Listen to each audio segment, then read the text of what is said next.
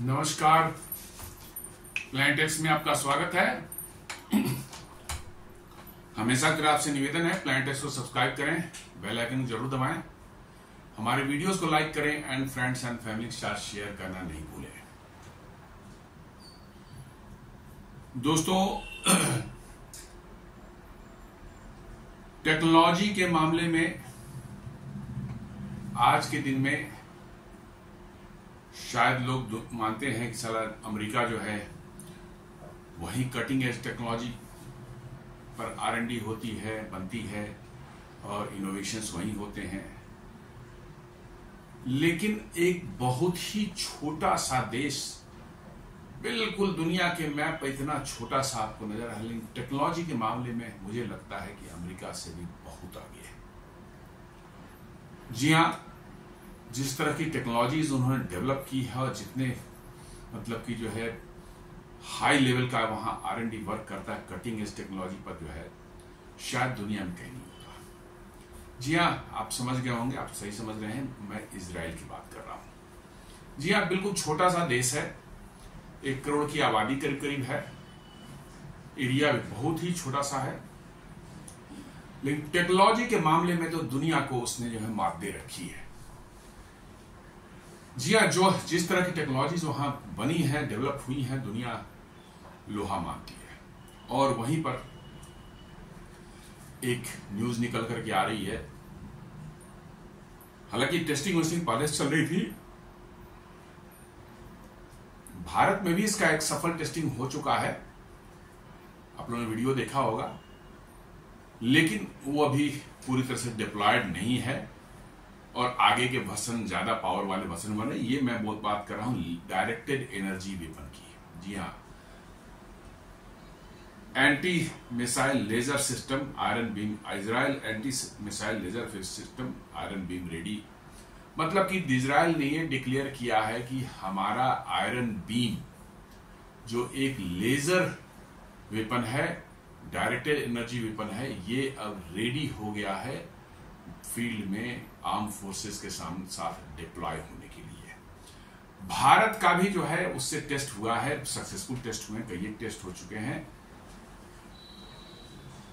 हमारा सिस्टम जो है 10 किलोवाट का भी है, उसको 30 किलोवाट का नया उस पर फर्दर उसको एनहांस किया जा रहा है और जैसा बताया जाता है कि नियर फ्यूचर में जो है वो 100 किलोवाट तक जाएगा। 100 किलोवाट का भी सिस्टम पर काम चल रहा है। इजराइल का ये सिस्टम जो है 100 किलोवाट का है, फंक्शनल मतलब सिस्टम 100 किलोवाट का, और अब ये डिप्लॉयमेंट के बिल्कुल अनाउंस हो गया कि अब ये डिप्लॉय हो जाएगा अगले कुछ महीनों में इजरायली फोर्सेस के साथ में। तो ये बहुत बड़ी जीत है इजराइल की। बहुत से देश, चाइना, USA, रसिया, भारत, सभी इस पर काम कर रहे थे, लेकिन फंक्शनल सिस्टम जो है जो कि फील्ड में डिप्लॉय होगा, ये पहली बार जो है इजराइल ने अनाउंस कर दिया कि हमारा रेडी हो चुका है। तो Israel has become the first country to deploy the directed energy weapons. जी हाँ, इंडिया टुडे रिपोर्ट करता है, Iron beam Israel deploys Star Wars inspired world's first laser interceptor. Star Wars का नाम इसीलिए आ जाता है ऐसे वेपन्स के साथ में, जो है 80s के दौर में जो है जब रोनाल्ड रीगन प्रेसिडेंट थे अमेरिका के जो है, तो उन्होंने अमेरिका में टेक्नोलॉजी में काफी इन्वेस्ट करने का एक प्लान बनाया, जिससे कि बहुत ही फ्यूचरिस्टिक वेपन्स जो हैं वो निकल करके आए और उसके ऑफशूट में जो है ढेर सारी टेक्नोलॉजी, हाईटेक सिस्टम जो है मतलब कि डेवलप होकर के निकले।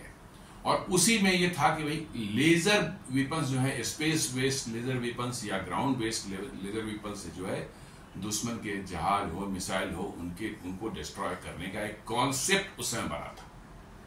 और भी बहुत सी चीजें थी, ये स्टील एयरक्राफ्ट वगैरह जो देख रहे हैं उसी स्टार वॉर्स, या उसको बोला ऑफिशियली उसका नाम था स्ट्रेटेजिक डिफेंस इनिशिएटिव, उसका नाम SDI। और बड़े जोर शोर से बड़ा मतलब कि जो है फैनफेयर के साथ अमेरिका में बिलियंस ऑफ डॉलर जो है, hundreds of billions of dollar invest हुए थे। और ये सब जो स्टील्थ प्लेन वगैरह देख रहे हैं उसी के ऑफशूट हैं ये। और उसी में एक डायरेक्टेड एनर्जी वेपन का भी कंसेप्ट था, हालांकि उस समय सक्सेसफुल नहीं हुआ। अब ये ऑपरेशनल लेवल पर आया है, अमेरिका में भी टेस्टिंग हो रही है, चाइना भी कर रहा है, भारत ने भी सक्सेसफुली टेस्ट कर लिया है। बट इजराइल काफी सालों से, पिछले कई सालों से टेस्ट कर रहा था। Now they have declared is fully operational. ये बहुत बड़ी चीज है, बहुत बड़ा अचीवमेंट है उतने छोटे से कंट्री के। आज इसका कि मैप पर देखा जाए तो दिखता नहीं है, बड़े गौर से देखेंगे तो दिखेगा। और उसने टेक्नोलॉजी का ये कमाल किया है, ये समझने वाली बात है। Israel has announced the deployment of Iron Beam, the world's first high-energy laser air defense system, to reach full operational maturity। यहाँ उन्होंने डिप्लॉयमेंट का अनाउंस कर दिया कि डिप्लॉय हमने कर दिया है। दरअसल आप ये देखेंगे तो डायरेक्टेड एनर्जी वेपन या लेजर जिसे बोलते हैं, बेसिकली क्या है कि बहुत ही हाई एनर्जी जो है, एकदम कॉन्सेंट्रेटेड एक बीम है, उसी के अंदर पूरी एनर्जी जो है कंसंट्रेटेड रहती है। ये नहीं कि वो डिस्पर्स हुआ, बड़ा चौड़ा सा है, बहुत एरिया, थोड़ा एनर्जी, तो पूरी एनर्जी यहां से वहां तक फैल नहीं, बिल्कुल पिन पॉइंटेड, पतला सा, बिल्कुल थिन, मतलब कि जो है कह सकते हैं एक लेजर की बीम होती है जिसके अंदर बहुत ही हाई एनर्जी, इससे 100 किलोवाट का, समझिए उस बीम में 100 किलोवाट एनर्जी है। वो किसी मेटालिक पार्ट्स पर या किसी पर पड़े तो जला देगी, डैमेज कर देगी। और यही इसका फंक्शनिंग का तरीका है कि आप उस, कोई ब्लास्ट नहीं होता, कुछ नहीं होता, आप उस एयरक्राफ्ट का, चाहे मतलब कि जो है ड्रोन हो, चाहे कोई रॉकेट हो, उस पर थोड़े समय के लिए उसको आप अपने लेजर को पिन पॉइंट करके रखें, वो मूव कर रहा है, आपको, आप भी उसको ट्रैक कर रहे हैं, थोड़े समय के लिए उस बस 2-4 सेकेंड आप उस पर रख दें, वो पार्ट्स को डैमेज कर देगा और एयरक्राफ्ट या मिसाइल जो है मेल फंक्शनिंग होकर गिर जाएगा। That is the basic principle इनका है। ये developed by Rafael advanced system, ये राफेल हवाई जहाज नहीं है, एक राफेल एडवांस सिस्टम इजराइल में डिफेंस की कंपनी है, उसका नाम है। In partnership with Elbit system and Israeli ministry of defence, iron beam is design to intercept short range threats such as rockets, mortars, drone and low flying aircraft using directed energy technology rather than missiles। जी हाँ, ये Rafale advanced system और Elbit system के partnership बना है, और साथ साथ जो है इजराइल के मिनिस्ट्री ऑफ डिफेंस भी इसमें उन्होंने सपोर्ट कर रही थी इनको। और ये आयरन बीम जो बनाया गया है, बेसिकली ये जो आयरन बीम जो ये बना हुआ है, इसका मेन जो है काम है शॉर्ट रेंज के जो थ्रेट्स हैं, रॉकेट्स हैं, मोर्टार है, ड्रोन्स हैं, लो फ्लाइंग एयरक्राफ्ट, इनको डिस्ट्रॉय करना, क्योंकि इन पर मिसाइल मार करके इनको गिराना जो है आपका बहुत खर्चीला हो जाता है। इतना खर्चीला हो जाता है कि मालूम है कि जो ड्रोन आ रहा है उससे ज्यादा कॉस्ट आपकी इंटरसेप्टर मिसाइल जो है उसकी हो जाती है। तो वर्चुअली उस दुश्मन को क्या नुकसान होगा, आप ही को नुकसान हो जाता है। इसलिए जो लो कॉस्ट ऑप्शन जो है बहुत जरूरी है। This makes a historic milestone in global air defense as no other country has yet fielded a fully operational laser interceptor। जी हाँ, ये इसका खास इंपॉर्टेंस इसलिए हो जाता है कि रिसर्च वर्क तो बहुत जगह चल रहे हैं, बहुत जगह एडवांस है, जब भारत में टेस्टिंग भी हो चुकी है, लेकिन वो 10 किलोवाट का ही है। अभी जो देखा था, एक ड्रोन जो छोटा सा उड़ रहा था, उसको जो है फिक्स्ड विंग ड्रोन था, वो उड़ रहा था, उसमें कैसे उस पर थोड़ी देर तक उन्होंने उसको हिट किया लेजर बीम से जो है, और उसमें मेंटेन रखा अपनी जो है लेजर बीम को, उसमें आग लग गई थी। तो वही ये है कि भाई दुनिया में काम तो बहुत चल रहा है, लेकिन कोई ऑपरेशनल सिस्टम जो उनके आर्म फोर्सेस के साथ में डिप्लॉयड हो दुनिया में कहीं नहीं है।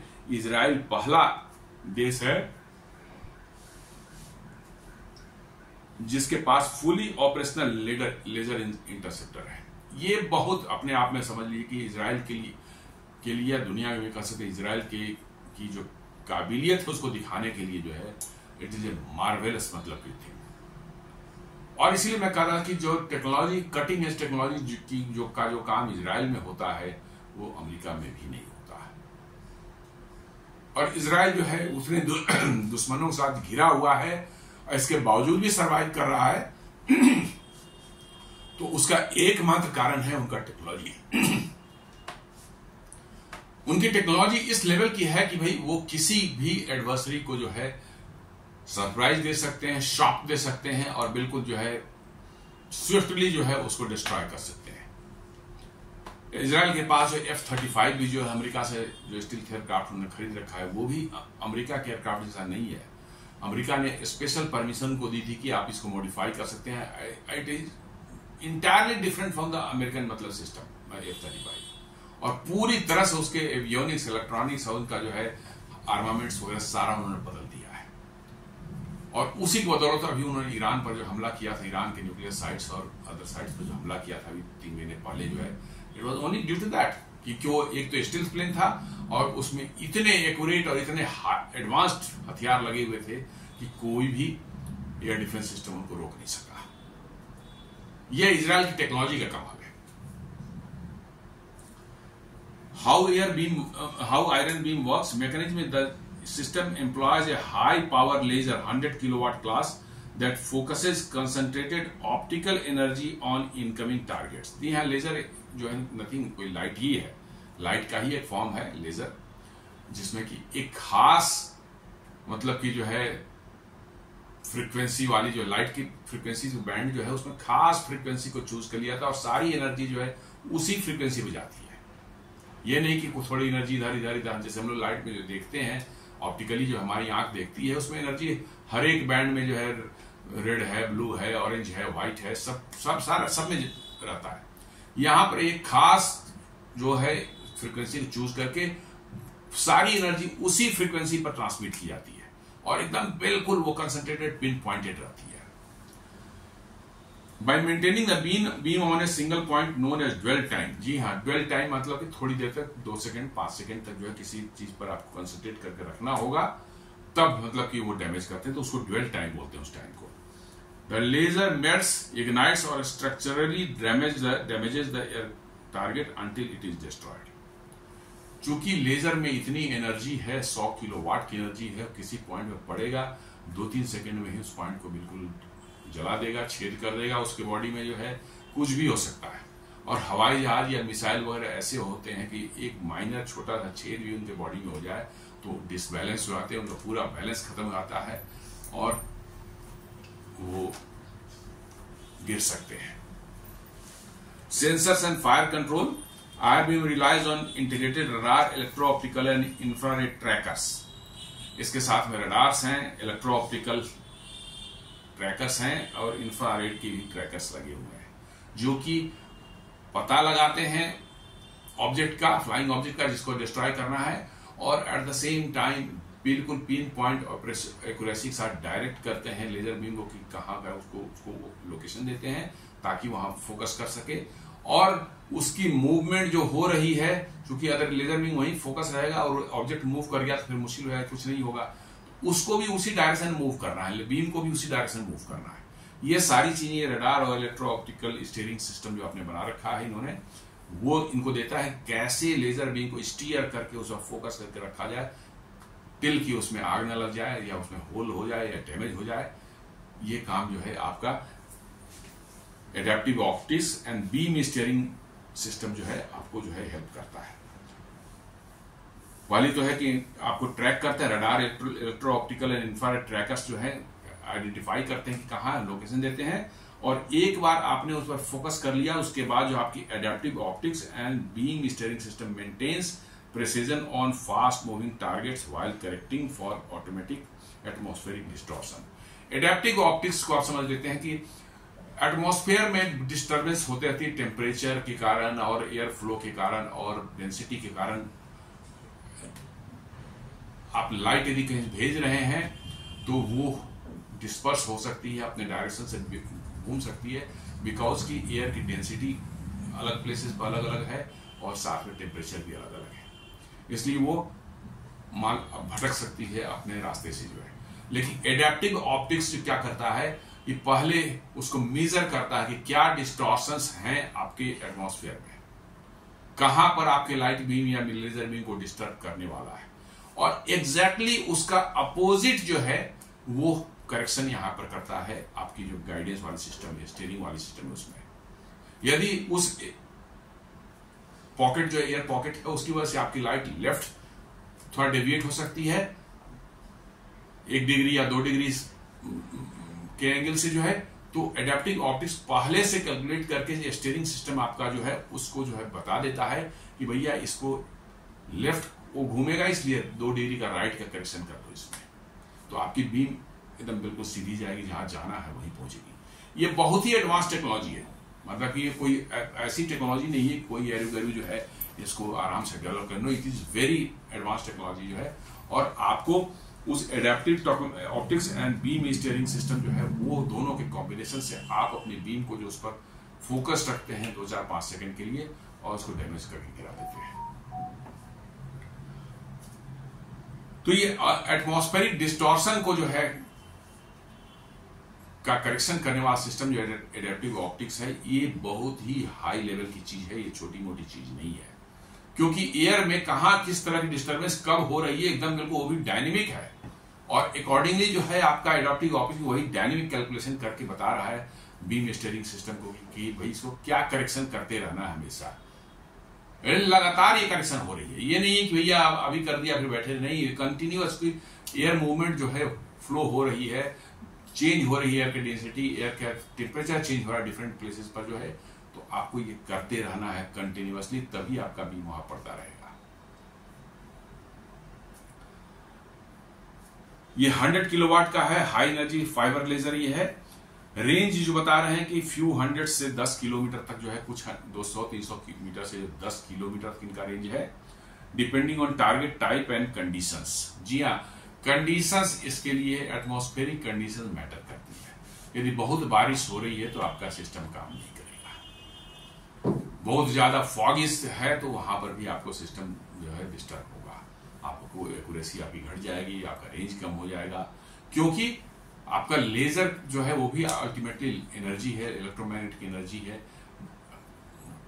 मॉइस्चर एयर में जितना ज्यादा होगा उसका एब्जॉर्प्शन उतना ही ज्यादा होता है, और उसकी इफेक्टिवनेस जो है एनर्जी ही जब एब्जॉर्ब हो जाएगी तो फिर कैसे मतलब कि जो है काम करेगा आगे। तो इसलिए जो है आपका एटमॉस्फेरिक कंडीशन भी जो है आइडियल कंडीशन में यदि सब कुछ ठीक ठाक है तो 10 किलोमीटर इसकी रेंज है। वेरिएंट्स कर रहे हैं कि full multiple adaptation exist, full iron beam battery जो है ग्राउंड पर एक बड़ा सा सिस्टम बना एक हो सकता है, जो कि बिल्कुल बिल्डिंग है जहाँ फिट है, और परमानेंट जैसे हमारे रडार साइट जैसे होते हैं परमानेंट फिक्स्ड रडार होते हैं, उसी तरह या फिक्स्ड एयर डिफेंस जो होते हैं उस तरह का, कि भाई आप वहीं पर लगा दिया, परमानेंट वहां पर लगा हुआ है, चारों तरफ एक्सटेंड कर रहा है, जब भी कोई थ्रेट आएगा वो एक्टिव हो जाएगा। ये तो होता है फुल आयरन बीम बैटरी। एक मोबाइल वेरिएंट्स भी हैं जिसमें कि जो है लाइट बीम इसको बोलते हैं, थोड़ा सा मतलब कि जो है लेस हेवी सिस्टम है, ये गाड़ी पर माउंटेड है, आप कहीं पर बॉर्डर पर ले जाते हैं, किसी एरिया में जहां थ्रेट है उस एरिया में लगा खड़ा कर दिया, उसका जनरेटर वगैरह सब उसका फिटेड है, पावर उसको दे रहा है और आपको काम शुरू कर देगा। तो एक तो मोबाइल सिस्टम ही हो गया। नेवल वर्जन्स भी है जो कि शिप पर लगाए जा सकते हैं। जी हाँ, शिप को भी बहुत थ्रेट होता है समुद्र में जो है, ड्रोन से, मिसाइल से, रॉकेट से बहुत ज्यादा थ्रेट है उसको, तो वहां पर भी इसको लगाया जा सकता है। And future extended range object such as iron beam 450 degree with greater power and reach. आगे फ्यूचर में बोल रहे हैं, ये इजराइल वाले बता रहे हैं कि आयरन बीम 450 जो आएगा और भी पावरफुल होगा और उसकी रेंज भी बहुत ज्यादा होगी। जी हाँ, आप जब एक बेसिक वेरिएंट आप बना लेते हैं उसके बाद फिर आगे के वेरिएंट्स बनाना कोई बहुत मुश्किल काम नहीं होता, क्योंकि आप टेक्नोलॉजी पर मास्टर कर चुके हैं, सिर्फ उसको स्केल अप करने की जरूरत पड़ती है। तो ये आयरन बीम 450 जो है फ्यूचर में आ सकता है। भारत का बता दें 30 किलोवाट का सिस्टम रेडी होने को तैयार है। हमें लगता है कि by end of this year या अगले साल के स्टार्टिंग में आपको सुनने में आ सकता है कि 30 किलोवाट का लेजर सिस्टम इन्होंने यूज किया है, मैंने प्रोड्यूस किया है, और 100 किलोवाट का भी अगले 1-2 साल में आ सकता है। वैसे कुछ लोगों का कहना है कि ऑपरेशन सिंदूर के दौरान भी ये 10 किलोवाट वाला सिस्टम जो है इसको इस्तेमाल किया गया था छोटे छोटे ड्रोन्स के अगेंस्ट में जो है। ये कंफर्म खबर नहीं है, लेकिन अलग अलग डिफेंस के लोग जो हैं, जो रिटायर हो चुके हैं, अपने मित्रों से पता करके या इधर से जानकारी लेकर वो बता रहे हैं कि ये 10 किलोवाट वाला सिस्टम जो टेस्ट हुआ था उसका इस्तेमाल ऑपरेशन सिंदूर में पाकिस्तान बॉर्डर के अराउंड जो है छोटे छोटे ड्रोन्स को इफेक्टिवली डिस्ट्रॉय करने के लिए किया गया था। It was very very successful. और इसलिए जो है 30 किलोवाट का, 10 किलोवाट में क्या 2-3 किलोमीटर तक ये काम करेगा। ये 100 किलोवाट तो आप देख रहे हैं कि 10 किलोमीटर तक काम कर रहा है ये। तो वैसे ही जो है 30 किलोवाट जो बनाया जाए, हो सकता है 5 किलोमीटर तक वो काम करे। तो ये भारत का स्थिति ये है कि 10 किलोवाट्स का रेडी है यहाँ पर, और आपका 30 किलोवाट पर काम चल रहा है, और 100 किलोवाट पर भी काम चल रहा है, दोनों ही पर काम चल रहा है। Advantages over laser interceptors, over missile interceptors. सबसे बड़ा एडवांटेज है इसका कॉस्ट। जी हां, आप देख लीजिए इजराइल के आयरन डोम को ही ले लीजिए। 10-20 हमें लगता है कि 10-20 हजार का या 50 हजार का होता होगा ये 1-2 लाख का रॉकेट जो होता हो, जो हमास उन पर फायर कर रहे थे। वो 1 लाख से कहने उससे बिल्कुल रूडिमेंट्री टाइप के रॉकेट्स थे। आयरन पाइप है, उसके अंदर में बारूद भर करके आगे में कुछ एक्सप्लोसिव लगा दिया है, और कुछ बारूद भर के प्रोपेलेंट जैसा जो उसके करके उसमें आग लगाई, और माइनर बहुत सिंपल गाइडेंस सिस्टम, उसमें कोई गाइडेंस नहीं था। बस पिन यहीं से फिट करके जितने हाइट पर जितने एंगल पर हमने छोड़ा वहीं जाके गिरेगी। उस बिल्कुल रूडिमेंट्री जिसका हार्डली 1-8 लाख रुपया उसका कॉस्ट होगा, उसको इंटरसेप्ट करने के लिए इजराइल के आयरन डोम्स जो है इस्तेमाल किए जा रहे थे। एक आयरन डोम का इंटरसेप्टर मिसाइल कॉस्ट $40,000। $40,000, और उससे आप मार के क्या गिरा रहे हैं, 1 लाख या 1.5 लाख या 2 लाख का जो है एक रॉकेट। तो कहने का सेंस है कि आपको वर्चुअली जो है दुश्मन को क्या आप नुकसान पहुंचा रहे हैं, आपको खुद ही नुकसान हो रहा है। तो ये जो लेजर सिस्टम है ये बहुत ही कॉस्ट इफेक्टिव है, सिर्फ इलेक्ट्रिसिटी इसमें लगेगी और कुछ नहीं, ना मिसाइल लगनी है ना मिसाइल रीलोड करनी है, बस इलेक्ट्रिसिटी देते जाइए, आप उसको कंटिन्यूअस पावर सप्लाई देते जाइए। एक किल के लिए हार्डली बोलता है कि जस्ट ए फ्यू डॉलर्स, एक रॉकेट या मिसाइल या ड्रोन को मारने के लिए जस्ट फ्यू डॉलर्स, $2-4-10 बस उसको खर्च होंगे, जो इलेक्ट्रिसिटी चार्जेस होंगे, बस दैट्स ऑल। तो आप समझ सकते हैं कितना कॉस्ट एडवांटेज में है। और जबकि मिसाइल से आप इंटरसेप्ट करेंगे उसी ड्रोन को, चाहे किसी को, हजारों डॉलर के आपका मिसाइल ही रोड खत्म हो जाएगा। उसके साथ साथ इसकी स्पीड बड़ी जबरदस्त है, स्पीड ऑफ लाइट से चलती है, चूंकि लाइट ही है, लेजर बीम है तो लाइट ही है वो। तो जितने स्पीड से ये काम करता है, आपका मिसाइल वहां दिखा या आप यहां ऑन किया नहीं कि इमीडिएटली हिट कर देगा उसको। मिसाइल से करेंगे तो मिसाइल अपने छूटेगा वो और भागेगा वो, आपकी मिसाइल उसका पीछा करेगी। इट टेक्स टाइम, और समटाइम जो वो आपकी मिसाइल को, इंटरसेप्टर मिसाइल को डॉज करने में भी जो है सफल हो जाता है। लेकिन यहां पर है कि भैया उसके रेंज में आ गए हैं तो बचना मुश्किल है, क्योंकि ये बिल्कुल पिन पॉइंट करके वहीं पर लगा, there is a virtually real time में आप उसको हिट कर देंगे, बिल्कुल टाइम नहीं मिलेगा उसे बचने का। और 2-3 सेकंड आपने उस पर फोकस करके रख दिया तो उसका काम तमाम है। इसलिए slow moving targets, drones, slow moving rockets, इन सबों के लिए तो ये बहुत ही इफेक्टिव होने वाला है। हाँ, ये कह सकते हैं कि हाई स्पीड के मिसाइल जो होंगे, हाइपरसोनिक मिसाइल या सुपरसोनिक मिसाइल, उनको तो मुश्किल है। हाई स्पीड की एयरक्राफ्ट पर भी करना मुश्किल है। लेकिन हाँ, स्लो मूविंग वाले हेलीकॉप्टर्स हैं, आपके रॉकेट्स हैं, स्लो मूव करने वाले मिसाइल्स कुछ हो सकते हैं, ड्रोन हो सकते हैं, इन सबों को निश्चित रूप से आप इससे मार के गिरा सकते हैं। और बड़ी संख्या में यही आते हैं, बहुत हाई एंड वाले मिसाइल कम ही आते हैं। मैगजीन डेप्थ कहता है, as long as there is sufficient power and cooling the system can engage multiple threats without needing to reload. जी हाँ, एक सबसे बड़ा एडवांटेज है कि इसको सिर्फ पावर चाहिए, और साथ साथ जो कूलिंग अरेंजमेंट जो अंदर में लेजर चुकी है तो बहुत हाई, मतलब कि जो है हीट जनरेट होता होगा उसको लेजर प्रोड्यूस करने में। तो कूलिंग सिस्टम आपको अंदर पक्का रखना है, वो भी इलेक्ट्रिसिटी पर ही चलती है कूलिंग सिस्टम आपका जो है। तो पावर आपका जो है आप देते रहिए बस, और कुछ नहीं करना, ना मिसाइल रिलोड करने की जरूरत है, ना आपको फिर कोई गोली इसमें रिलोड करने की जरूरत है। ये खटाखट अपना काम करता रहेगा, मल्टीपल टारगेट्स को ये हिट कर सकता है एट ए टाइम। 4-5 बीम्स लगे होंगे, एक इधर फोकस कर दे, एक इधर फोकस कर दे, एक इधर फोकस कर देगा, आप 4-5 टारगेट्स को एक ही साइड से जो है बड़े आराम से इंटरसेप्ट कर सकते हैं।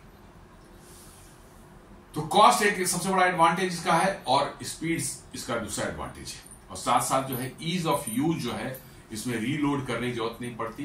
ये सिर्फ पावर देना आपको है, पावर सप्लाई देते रहिए, ये काम करता रहता है। तो that way it becomes a very very effective, मतलब कि जो है एक वेपन बन जाता है।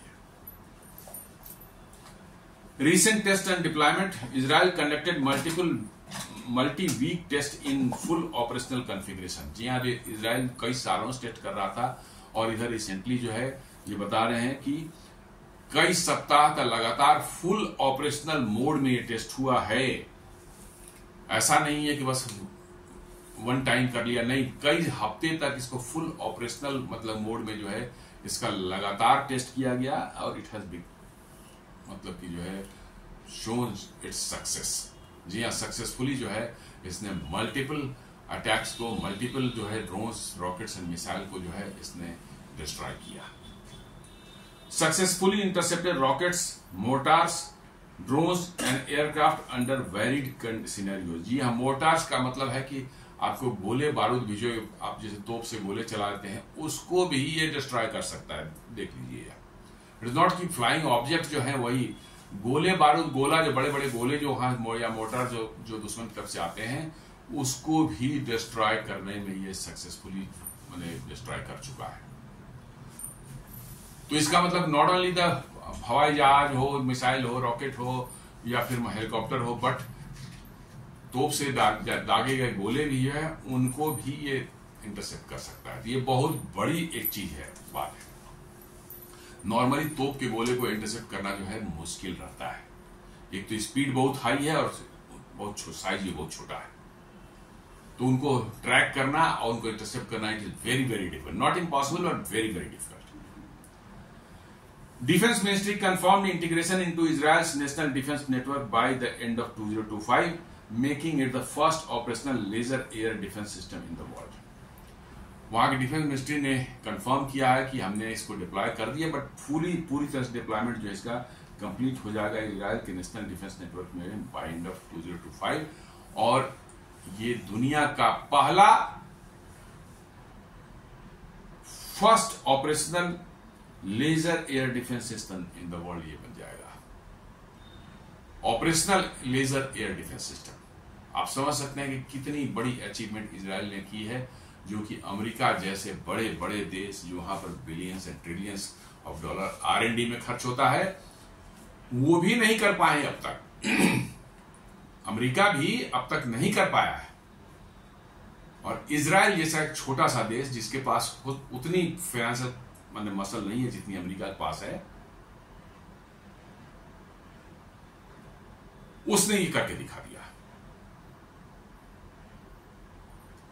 तो मैं मानता हूं कि ये बहुत बड़ी उपलब्धि है, मतलब कि जो है डिफेंस के क्षेत्र में या कटिंग एज टेक्नोलॉजी के क्षेत्र में। इट इज नॉट ओनली कि डिफेंस में ही डायरेक्ट एनर्जी वेपन को, और भी आप लेजर का इस्तेमाल तो बहुत सी चीजों में होता है। आजकल तो सर्जरी में भी होता है, मतलब कि इंडस्ट्री में भी है, मेटल कटिंग वगैरह के और प्रेसिजन कटिंग के लिए इस्तेमाल होता है।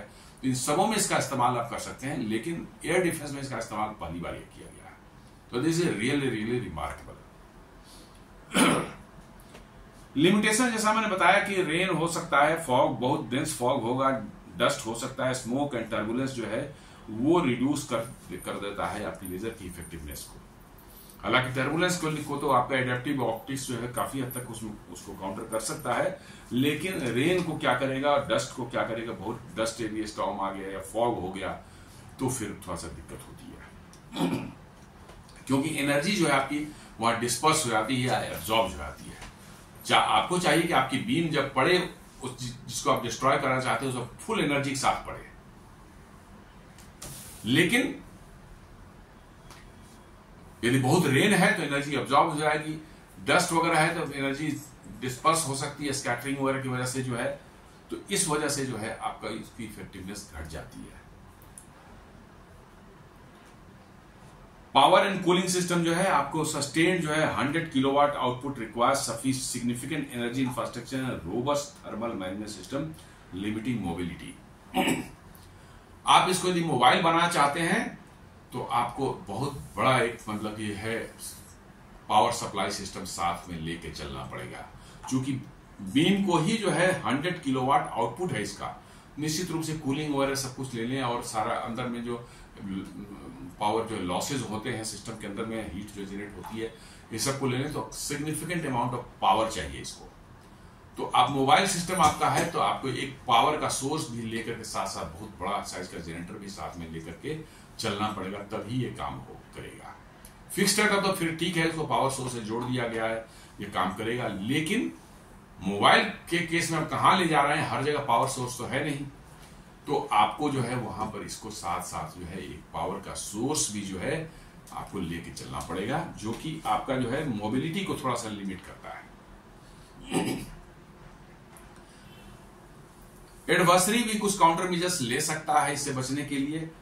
स्मोक ऑब्लिक एरोसोल स्क्रीन्स, जी हाँ, स्मोक क्रिएट कर सकता है। एरोसोल जो फॉगी कंडीशन बनाता है जिसमें जो है पूरा आपका हेजी हो जाता है एरिया, ऐसा कर सकता है ताकि लेजर बीम जो है उसमें इफेक्टिवली काम ना करे, ये कर सकता है। जैसे एयरक्राफ्ट आज के दिन में जो है शेफ एंड फ्लेयर डिस्पेंसर्स इस्तेमाल करते हैं मिसाइल से बचने के लिए। हीट सीकिंग मिसाइल है तो देखते होंगे आप फ्लेयर्स वो इजेक्ट करते रहते हैं ताकि मिसाइल कंफ्यूज हो जाए कि भाई ये इंजन की हीट है कि फ्लेयर का हीट है। सिमिलरली जो है रडार वाला जो मिसाइल है उनको जो पीछा कर रहा है, जो रडार से उनको डिटेक्ट कर रहा है, उसके लिए शैफ बहुत फाइन मेटल के जो है फॉइल्स जो है एकदम क्लाउड की तरह से फॉर्म करते हैं। बाहर इजेक्ट किया था क्लाउड जैसा फॉर्म करते हैं ताकि उनका रडार कंफ्यूज हो जाए। तो उसी तरह से ये इससे बचने के लिए कोई ऐसा कि स्मोक क्रिएट करने का कोई बना सकते हैं, माने डिवाइस यूज कर सकते हैं, या एरोसोल जो है फोम वगैरह टाइप का जो बिल्कुल निकलता है, मतलब कि जो एयर बबल्स वगैरह जो क्रिएट करता है, वैसा कुछ सिस्टम जो है तैयार हो सकता है इससे बचने के लिए। या रिफ्लेक्टिव और एडेप्टिव कोटिंग ऑन प्रोजेक्टाइल्स जो है उन पर कुछ ऐसा रिफ्लेक्टिव कोटिंग मतलब कि लगा दिया जाए कि भाई कुछ लेजर पड़े तो वो रिफ्लेक्ट कर दे उसको। हालांकि अभी तक तो नहीं है ऐसा, लेकिन बाद में होता आ जाए कि कोई रिफ्लेक्टिव लेजर बीम को भी रिफ्लेक्ट करने का कोई तरीका आ जाए ताकि वो डैमेज न करे और एनर्जी रिफ्लेक्ट करते हो। High speed rotation to disperse heat, जी हाँ, यदि आप लेजर बीम पड़ रही है उस पर, कोई मान लीजिए एयरक्राफ्ट है और उसको पता चल जाए कि उस पर लेजर बीम पड़ रही है, तो वो अपने आप को स्पिन करना शुरू कर देगा ताकि आपका एक ही जगह पर लेजर जो पड़ रहा है वो मामला खत्म हो जाए। आपने वहां पर मारा, वो अपने आप को घुमा लिया, तो आप जहां हीट क्रिएट हुई तो डिस्पर्स हो जाएगा हीट, वो फिर कूल डाउन हो जाएगा और आपका फिर लेजर जो है दूसरी जगह पॉइंट करेगा। वो गर्म होगा तो तब फिर वो घूम जाएगा, तो ये स्पिन करके जो है अपने आप को बचा सकता है। मिसाइल भी स्पिन करके बचा सकता है अपने आप को, ऐसा है तो। लेकिन हाँ, मुश्किल तो है। तो वही करेगा high speed rotation to disperse heat, ऐसा भी हो सकता है। Decoys and mass saturation attacks, जी हाँ, डेकॉयज भी भेज सकते हैं जो कि आपको फूल करेंगे कि मतलब ये मिसाइल है चाहे रॉकेट है, लेकिन एक्चुअली वो डिकॉयज है, कुछ भी नहीं है। और साथ साथ जो आपको सैचुरेशन अटैक्स तो हो ही सकते हैं। यदि आपका कैपेसिटी है 10 या 15 या 20 टारगेट्स को एक साथ हैंडल करने का, वो 50 भेज देंगे, तो 10-20 को तो आप हैंडल कर लेंगे, रेस्ट तो आपका अटैक हो ही जाएगा, गिर ही जाएगा। तो ये सैचुरेशन अटैक्स भी हो सकता है। इलेक्ट्रॉनिक और kinetic strikes on iron beam sensor and command nodes, ये भी हो सकता है कि भाई आपका जो है आयरन बीम जो है पूरा लेजर बेस्ड है, तो निश्चित रूप में सारा का सारा वो इलेक्ट्रॉनिक्स पर चलता है, तो उस पर जो है कोई इलेक्ट्रॉनिक काइनेटिक स्ट्राइक हो सकती है। इलेक्ट्रोमैग्नेटिक पल्स जो हम लोग सुनते हैं कि बहुत पावर उसमें होती है, एक कहीं से उसको जनरेट कर दिया जाता है, वो हिट जहां करता है सारा का सारा इलेक्ट्रॉनिक्स वहां का फ्राई कर देता है। तो इलेक्ट्रोमैग्नेटिक पल्स जो है वो भी डेंजरस हो सकता है आपके लेजर सिस्टम के लिए जो है। और आपका बीम का सेंसर और ये कमांड नोड्स जो है उनको जो इनइफेक्टिव बना दे सकता है। मिसाइल आप पर नहीं आएगी, लेकिन इलेक्ट्रोमैग्नेटिक पल्स जो है वो तो आ ही सकती है, उसको कैसे रोक लेंगे आप? तो इलेक्ट्रोमैग्नेटिक पल्स यदि high energy electromagnetic pulse generate करता है और वो हिट करता है आपके ये लेजर बीम वाला जो है वेपन सिस्टम है, तो इसके सेंसर्स और इसको जो है स्टीयरिंग मैकेनिज्म वगैरह जो सारे इलेक्ट्रॉनिक्स पर से कंट्रोल है उनको तो फ्राई कर ही देगा। लेकिन हाँ ये भी है कि आज के दिन में जो है जो बनाए जा रहे हैं मिलिट्री सिस्टम, उसमें जो सेमीकंडक्टर चिप्स वगैरह इस्तेमाल होते हैं वो बहुत हाई एंड वाले होते हैं, जिसमें इलेक्ट्रोमैग्नेटिक जो है पल्स से बचने का और इवन कॉस्मिक रेज रेडिएशन से भी बचने का उसमें प्रोविजन होता है, तो उसको नहीं कुछ कर पाएंगे, वो बच जाएगा। तो बहुत से उपाय हैं, काउंटर मेजर्स हैं, उसके भी काउंटर मेजर्स हैं, बहुत से तरीके हैं। ये अब देखने वाला होगा कि कैसे उसको जो है आगे मामला बढ़ता है। Role in Israel multi layer defence system. Israel में जो सिर्फ एक यही नहीं है, ऐसा नहीं है कि इजराइल जो है लेजर लगाने के बाद जो सब कुछ हटा देना नहीं, ऐसा नहीं है। ये लो फ्लाइंग और ऑब्जेक्ट्स जो हैं और स्लो ऑब्जेक्ट्स हैं उनके लिए इसका इस्तेमाल होगा। जो हाई फ्लाइंग हैं और मतलब कि जो है बहुत ही फास्ट हैं उनके लिए जो है उनके जो डिफेंस सिस्टम में आयरन डोम, डेविड स्लिंग, एरो है वो सब काम करेंगे। ये उसी लेयर में एक और लोअर में जो है एक लेयर ऐड हो जाएगा, ताकि छोटे छोटे ऑब्जेक्ट्स के लिए जो है हम बड़े बड़े मिसाइल्स को बर्बाद ना करें। So it provides additional layer customised for short range, high volume, low cost threats, that is drone, swarms, small rockets वगैरह उसके लिए है। उस लोअर में एक लेयर इसने ऐड कर दिया है, ताकि लो कॉस्ट वाले जो ऑब्जेक्ट्स हैं उनके लिए हम मिसाइल बर्बाद ना करें, अपना उतने कॉस्टली मिसाइल को हम अननेसेसरी यूज ना करें, उसके लिए हम लेजर से ही उसको हैंडल करें। Command system decide to in real time whether to use a laser cheap short range और a missile longer range higher value target. जो कमांड सेंटर है उसको पता चल जाता है कि जो आने वाला थ्रेट है वो किस तरह का है। छोटा है, लो वैल्यू है तो लेजर सिस्टम हमारा यूज होगा उसमें। यदि बड़ा है और हाई वैल्यू है तो हमारा नॉर्मल जो कन्वेंशनल एयर डिफेंस सिस्टम है, आयरन डोम, डेविड स्लिंग और एरो, वो इस्तेमाल होगा।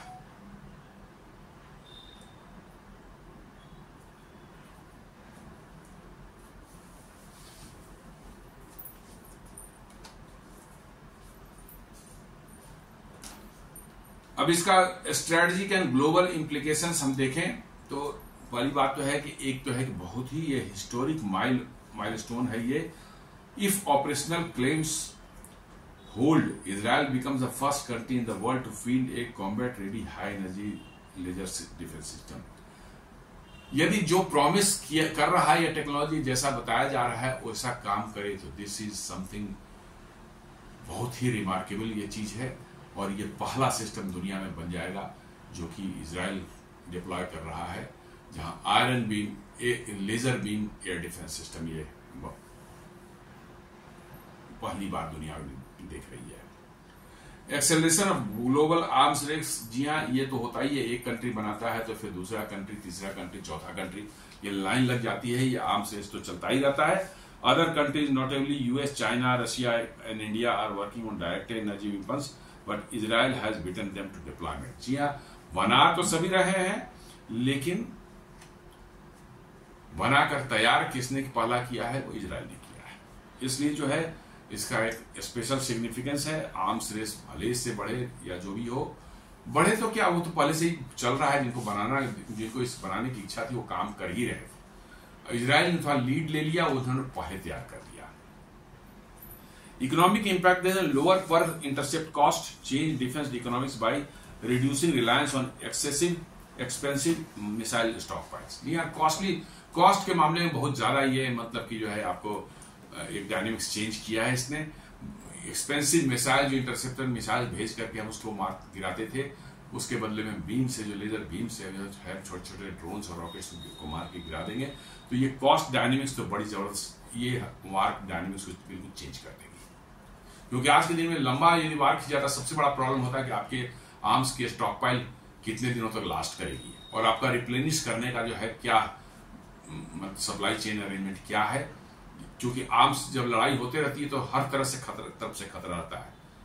बाहर से आर्म्स, दूसरे देश से आर्म्स लाना भी उतना ही खतरनाक है। कब उस पर अटैक हो जाए, क्या हो जाए, रास्ते में कोई कर नहीं सकता।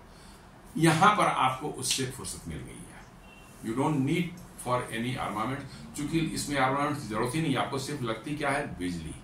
बिजली सप्लाई दीजिए, ये काम करता रहेगा। Export potential allies and partners may seek similar system expanding Israel's defence industry influence. Definitely इसका एक्सपोर्ट पोटेंशियल तो है। बहुत से देश जिनको इस तरह के थ्रेट हैं वो लेना चाहेंगे। सऊदी अरब में आपने देखा हो कुछ साल पहले जो है, 5-6 साल पहले जो है, कैसे हुथियों ने जो है स्वार्म ड्रोन भेज करके उनकी वायल फैसिलिटी को इतना तगड़ा झटका दिया था, इतना डैमेज किया था कि वर्चुअली उनकी वायल प्रोडक्शन फैसिलिटी जो है 50% उन्होंने डाउन कर दी थी। सऊदियों की हालत खराब कर दी। वैसे में ये आयरन बीम जो है ये बहुत ही इफेक्टिव होगा, क्योंकि वो बहुत महंगे ड्रोन नहीं थे, छोटे छोटे ड्रोन थे, लेकिन सैकड़ों की संख्या में थे। तो वैसे में ये आयरन बीम जो है 2-4 आपने डिप्लॉय कर रखा है, ये खटाखट मार के गिराएगा। और ये हम लोग ने ऑपरेशन सिंदूर में भी दिख रहा है। हालांकि भारतीय सेना बता नहीं रही कि इसका इस्तेमाल किया, बट बहुत से ड्रोन दिख रहे कि आ रहे हैं और तुरंत वहां पे एक फ्लैश होता था, खत्म हो जाता था। और ये जो डिफेंस के जो रिटायर्ड लोग हैं, अपने दोस्तों से, अपने फ्रेंड्स से जो है बातचीत करके जो उनका जो ओपिनियन है कि ऑपरेशन सिंदूर में 10 किलोवाट वाला सिस्टम इस्तेमाल हुआ था। तो इसलिए इसका एक्सपोर्ट पोटेंशियल डेफिनेटली बहुत ज्यादा है। बहुत से देश इसमें इंटरेस्टेड होंगे।